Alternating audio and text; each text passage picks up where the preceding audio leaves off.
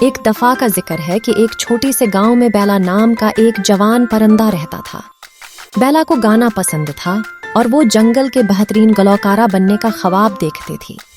وہ ہر روز مشق کرتی تھی، لیکن اس کی گانے غیر اہم تھی اور جانوروں کو کراہتی تھی۔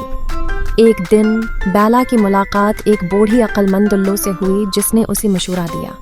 الو نے کہا، بیلا، یہ صرف تمہاری آواز نہیں ہے بلکہ تم نے اپنے گانوں میں جو پیار اور خوشی ڈالی ہے وہ اہم ہے۔ متاثر ہو کر بیلا نے اپنی دل سے گانا شروع کیا۔